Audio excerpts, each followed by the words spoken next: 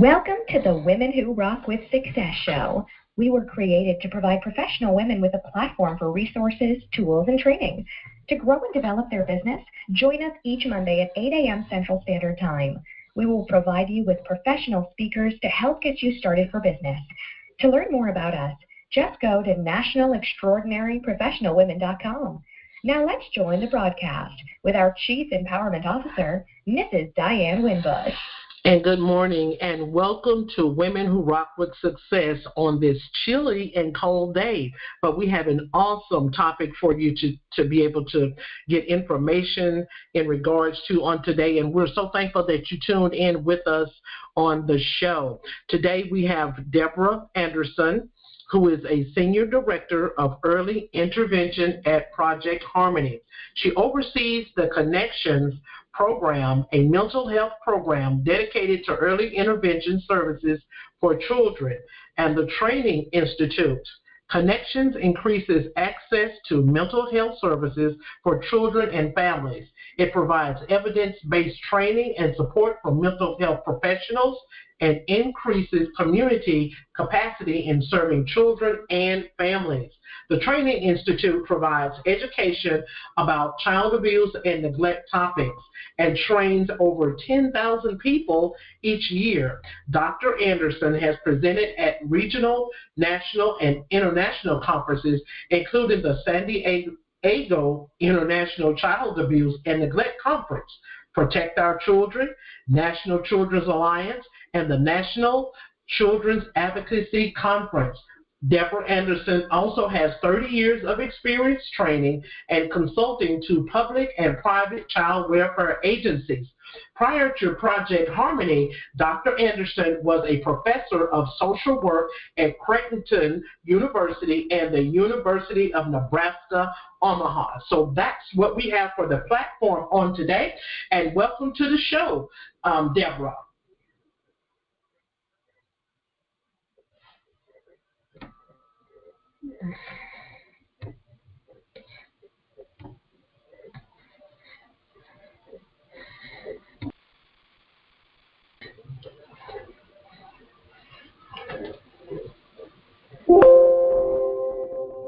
Welcome to the show.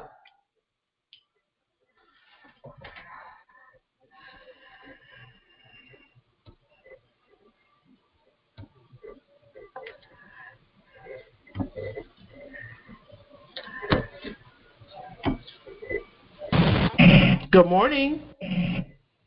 Good morning. Good morning. And thank you for being a guest on Women Who Rock with Success on today. And we have already did the introduction of your bio, and so we're going to get right into the interview. So welcome. Thank you. Thank you. Okay, so tell us a little bit about Project Harmony. Well, Project Harmony is a child advocacy center. And I'm getting lots of feedback. I'm going to turn this. Okay. So as a child advocacy center, we serve children who have been alleged to have been abused or neglected. We provide them with a variety of services from forensic interviews, medical exams, advocacy services, mental health treatment. And then we also have a prevention program where we're matching kids with mental health therapists. We do some coordination where we review cases with a multidisciplinary team. We're doing training for professionals that work with children in abuse and neglect situations. And we co-locate with several other agencies. So we have the police department here on site. We have a nonprofit agency here, a couple of them actually. And the Department of Health and Human Services, Child Protective Services is here as well. Wow, that's great. So what are the demographics of Project Harmony? Is this basically like a national, or it's a local, or it's an international-based organization where anyone can be able to connect with the resources and tools that you all have to offer?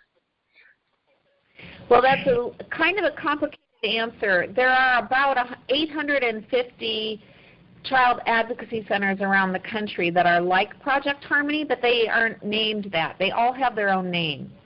Okay. So there is a national organization called the National Children's Alliance, and they accredit child advocacy centers like Project Harmony. So you should be able to find one in pretty much any area of the United States. We cover 2 counties in Nebraska and 16 counties in southwest Iowa. But there are other child advocacy centers in Nebraska that cover the rest of the state. So every state will have made arrangements in order to make sure that children who've been abused and neglected have access to a child advocacy center. Well, that's great, because with child abuse, individuals, of course, are looking for resources where they can be able to reach out to, and even if the organization is, global or has different other demographics, that's also a big plus for individuals to connect with you. So according to, this is a review from the childwelfare.gov, and so this is in regards to the state of Mississippi, not Project Harmony, but these are some statistics in regards that states, quote, the Mississippi Department of Family and Children's Services investigated over 21,582 reports of child abuse, and so that was the fiscal year of 2010, and I'm pretty sure it's over a period of time. So the next question that I do have is, how can these numbers, in your perspective, become a decrease factor? Well, here's an interesting thing about that is one of the things that we're really committed to doing is training people to report suspected child abuse when they see it. And that means if you think the child is being abused or neglected, don't sit and wonder whether or not you should make a call, or don't decide it's none of your business, but instead what we want you to do is report any suspicions, because most laws will say you don't have to have proof that a child's being abused, you just need to suspect it. The more we train about that, the more likely we're going to see increases in the number of reports. So it's actually, in some ways, could be a good outcome, because it's showing that rather than ignoring it or sweeping it under the rug or pretending it's none of our business, people are seeing it, expecting it, and making reports about it. That's the most important thing that we can do, is make sure that if you suspect that a child is being abused or neglected, you make the call. You should never go to sleep at night wondering whether or not a child is safe. So reporting is the number one thing. The other thing that we would say, because we deal so much with sexual abuse, is that we really believe that every adult needs to learn the 5 steps to protecting children. And this is a national training through Darkness to Light. We train it here, and most states have some entity that will train Darkness to Light, which trains adults in how to protect children from sexual abuse. We believe everybody should have that training.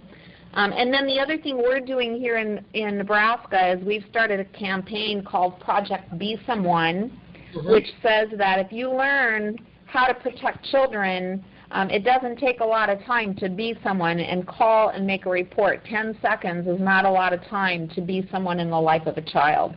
So these campaigns, we think, can really help make sure that children are protected. Absolutely. And I want to add one other thing about that.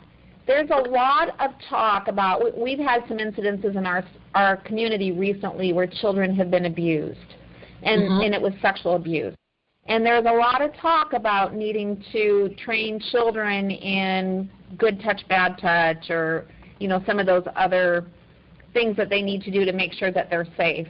Mm-hmm. We believe it's up to adults to protect children and not children to protect themselves.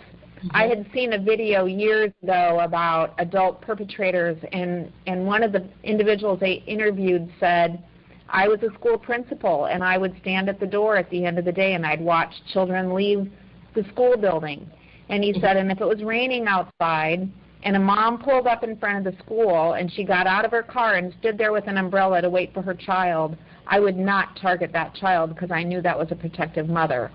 But if I had another mother or father who would drive up late, lay on the horn, and not really to care when their child came out, he said that would be a child I would target. And he said, if you think that I can't get around every one of those good touch, bad touch things you teach children, then you have another think coming, because we're more sophisticated than that. Mm-hmm. And it just gave me chills. So from that, we made the decision that we were going to train adults to protect children, not focus on children having to protect themselves. Mm-hmm. Absolutely. You know, on a personal note, when I guess I would say when I was growing up, they had where the agencies would, I guess, come in a little bit more. And I know that your agency is not, you know, the Department of Human Services or the Department of Children and Services. We know that you work with a private entity, but government agencies were required and mandated to conduct welfare checks in previous, you know, decades. So do you think this is the reason for the increased hike in child abuse reports? Because this seems like it's a large increase of child abuse, and the mothers are doing some things kind of absurd, like, and this may be a little sensitive to some of the listeners, but we had an incident where here in the South where one of the mothers put the child in the microwave and turned it on. So do you think that it's because of how the departments have stepped back a little bit, you know, because I know they want to be able to keep the parent with the child and the child with the parent, so they send them to classes and courses and things like that. But do you think that may have a little to do with the reason why, I guess, the umbrella has been lifted over the parents as the reason why the agencies have stepped back a little bit? Well, you know, in our and I don't know if this is state to state, but here in Nebraska and in Iowa as well, those welfare checks still get performed. So if you as a community person thought that a child was maybe unsafe but you weren't certain, you could call law enforcement and they would do a welfare check. So they still happen. Okay. So I can't speak to why that particular thing happened. I will say this, though. I think that we have a lot of undiagnosed mental health problems. Okay. And when you see something that egregious, it's usually because there's some mental health problems and or combined with it some drug abuse issues, and those things need to be addressed. Okay, absolutely. I really do agree, because it kind of saddens my heart to turn on the news, and then you also can be able to research the statistics and find out that in some states that the number continues to increase. But that doesn't mean that organizations are not doing their jobs. It's just, I guess, sometimes we're not going to be able to see everybody, to be able to assist everybody, and also the organizations won't be able to know unless someone steps up to the plate to report it. So I guess that is a main factor. Yeah. And so does Project Harmony set goals for, like, in the calendar year to decrease? So take, for instance, like, do you all have any activities in the community, have any community outreach events where you go in there and you be able to implement programs in the community where it's open, where anyone can attend, where they can say, okay, maybe I need to, you know, come in and get the training, the information, and the resources? Yes, we do. One of the things that we're doing in our community is we initiated, with the help of a funder, we started a program called Trauma Matters Omaha, and it's a community-wide event. And the purpose is to train as many people as we can in our community about what trauma is and what it looks like. so that people are more aware of when someone's been traumatized and why they're behaving the way they are, rather than making judgments about them. Mm-hmm. So we call it TMO for Trauma Matters Omaha. We're not the only city that has done this. They've done it in Philadelphia, in Minneapolis, Kansas City. There's lots of cities that have started some kind of a trauma-informed community initiative. Because of that initiative, we've been able to train more and more physicians and nursing staff and law enforcement and educators and people that work directly with children, so that they understand trauma and how children might act out because of trauma, rather than make some judgments about it. That's been one of our biggest successful programs that we've been doing. But we also do education and training for the community. So we're going into the community all the time. This past year we've trained 15,000 people. So we train them about how to make a report, what should you look for, when do you know it's abuse or not, how do you respond to trauma. We have a variety of trainings that we can do. And then the other thing we do is we do an early mental health program, and in that program, it's called Connections. Schools can make referrals to us of children that they think have some trauma or mental health needs, and then we work with the whole family to get them therapy. Last year we served about 1,700 children.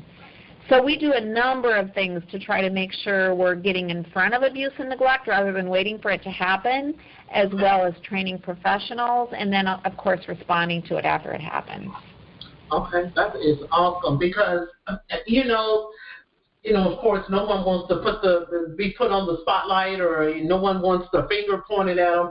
And so I think that is an awesome way, I guess, a strategy, I would say, of how to go in and implement your program to others. So that's great. So in regards to statistic research on your site, Project Harmony, of 2017, 50% of the child abuse is sexual in nature. So, could you elaborate on that just a little bit? Sure. Child advocacy centers like ours originally were started to respond to sexual abuse. And the reason is that with physical abuse, you can usually see marks or some sign on the child. With neglect, typically you'll find a house that's unsafe, or children who are dirty and unfed or unclothed, or whatever those issues are. So you have evidence when you see the child, the home, a number of things if it's physical abuse or neglect. Sexual abuse is invisible. And the primary way that you know about sexual abuse is the child telling about it. What we found way back when child advocacy centers were started is that when children would be interviewed about what happened to them, they'd get interviewed many, many times. Law enforcement might interview them 2 or 3 times. Child Protective Services might interview them several times. They may have been interviewed at school by the teacher, the counselor, and the principal. By the time those cases would get to court, the defense attorney would be able to discredit the child, because when you tell a story, 10, 15 times, the story changes. Oh. So there was legislation passed in the 80s to say children who've been sexually abused must go to a special place called a child advocacy center, and they will have people who are trained in how to do interviews without leading the child, without coaching them in any way, so that the information that we get is the actual thing, the event that happened. So that's why most states that have centers like ours require that children who have alleged to have been sexually abused must be evaluated at a child advocacy center. Some neglect cases, they don't need to come here. So neglect is the most common of all maltreatment, but we don't need to interview a child about neglect, because you can see the neglect, they can get the evidence, they can take the pictures. They don't need to do the interview in order to get it. Correct. I agree with that. The purpose of the reason why we selected the topic for the Women Who Rock with Success show is because it's an increase in hike, and of course women that are listeners or participants or viewers of our digital platform, they may or may not be, engage with that type of behavior, but at least they would be able to have the tips and resources in case that they suspect any type of child abuse, because it can come from, I guess, homes that are poverty, and it can come from families that perhaps may be non-poverty families oriented. Right. So, and right. that's the reason why we wanted to be able to do a segment on that topic in order to get the tools and resources out there. And sometimes we may forget. We may, some things we may see it on the news, or we may see it in our community, and maybe the next 90 days we may forget about, if it's passed along or pushed down the road or pushed up under the rug, we may forget about right. it. That's the purpose of us bringing it to the light on the show. Great. That is so great. So, that's great. With the children, in regards to the children, sometimes children are afraid because of, being placed back in the home with the parents. If they report the abuse, sometimes they do. And so do children have an access to your site or to a private or public hotline that you offer to report child abuse within the home? Children can report it. They would report it through the Department of Health and Human Services in our state, and with the Child Protective Service hotline. That's how nationally every state has their own hotline. I think the hardest thing about hotlines is they're not always easy to remember numbers.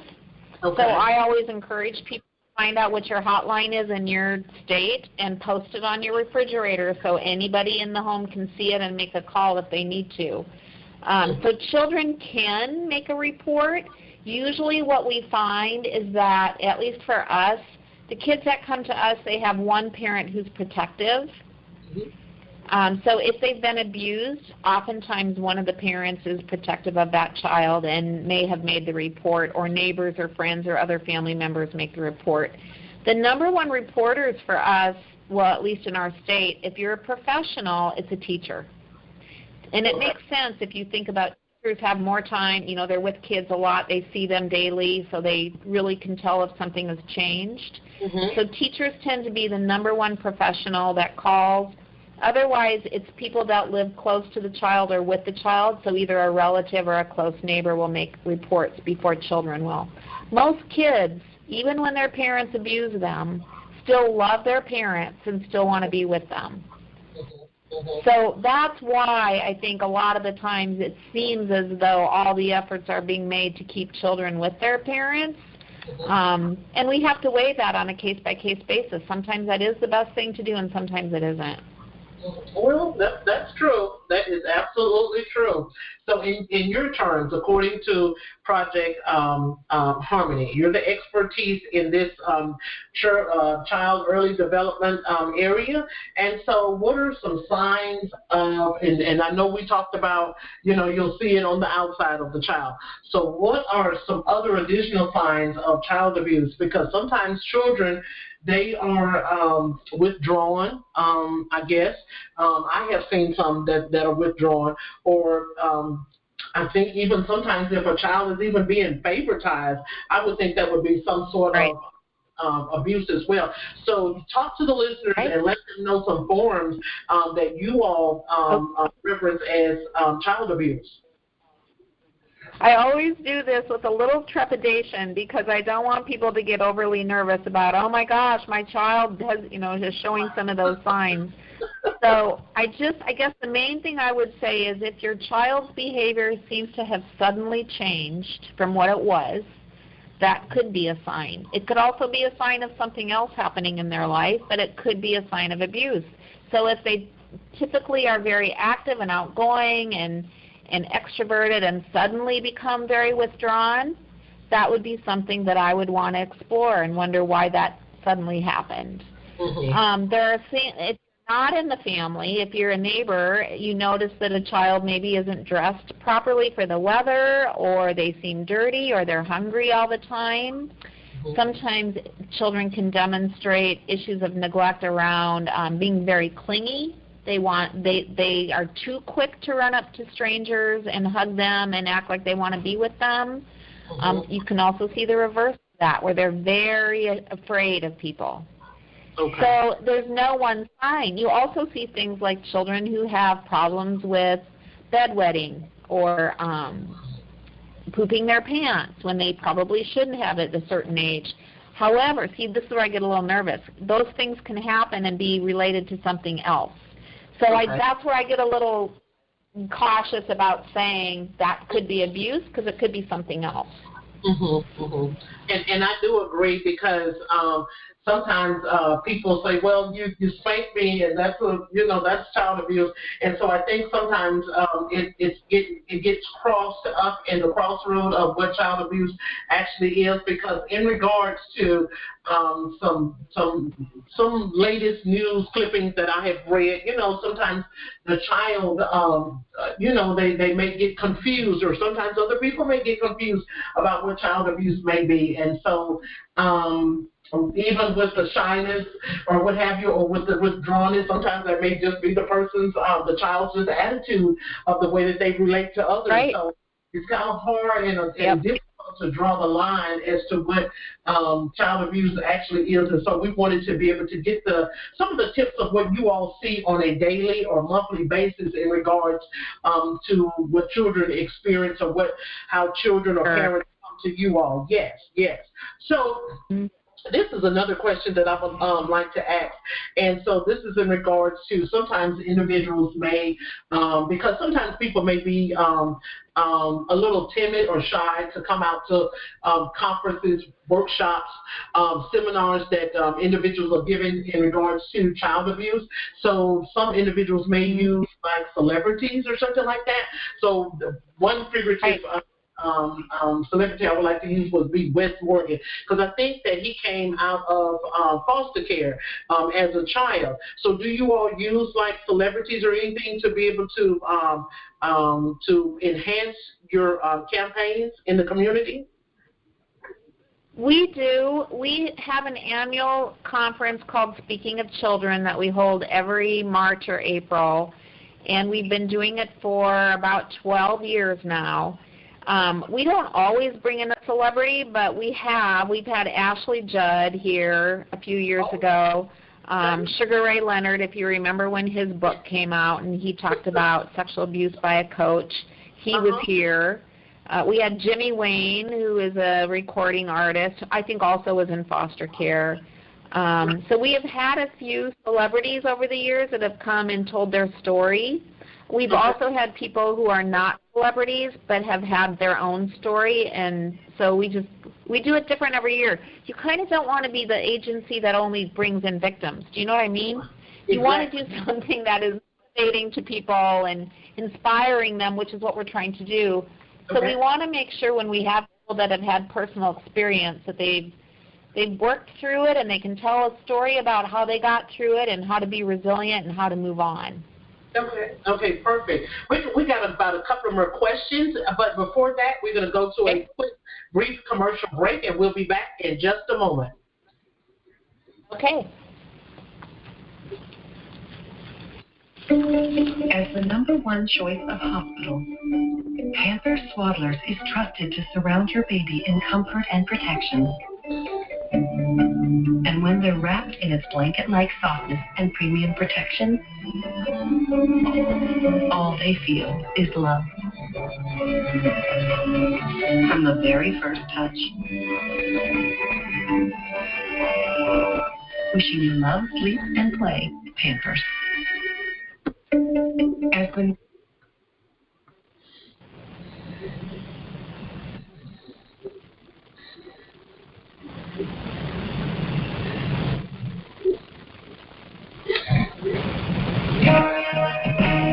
my drive, respectable. My strength, undeniable. My spirit, unbreakable. On this road of life, baby, I was born to roll.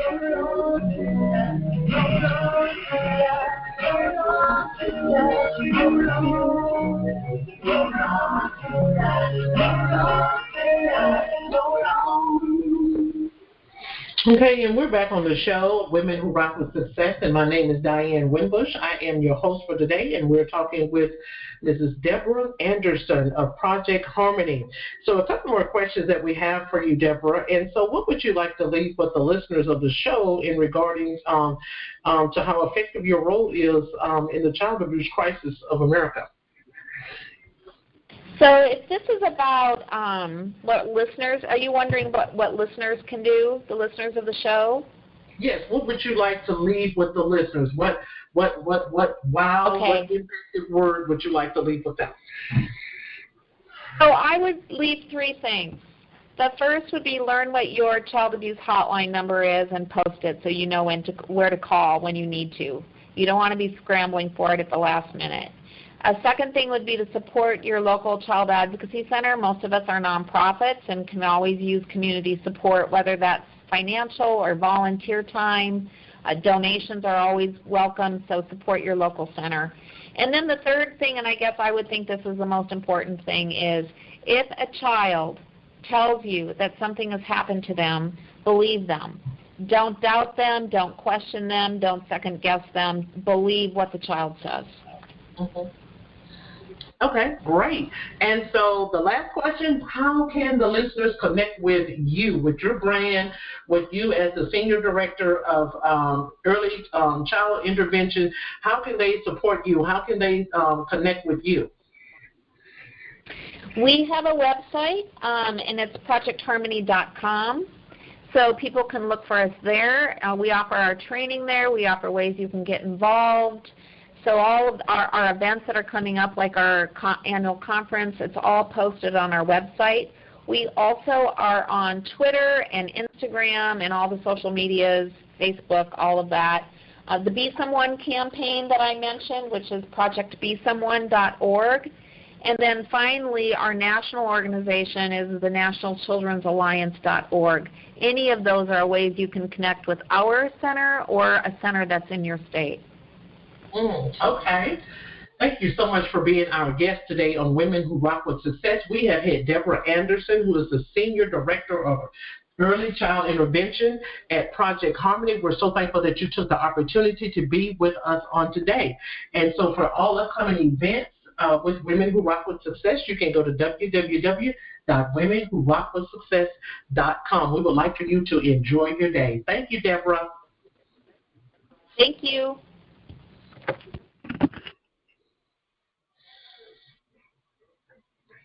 From those of you saving for retirement in New York, to those refining your retirement strategy in California, and everywhere in between, Fidelity can help guide you. Whether you're here on land or out there at sea, seizing the day, or up to the wee hours of the night, we work to help you bridge the gap between your working reality and your retirement dreams. Fidelity Investments.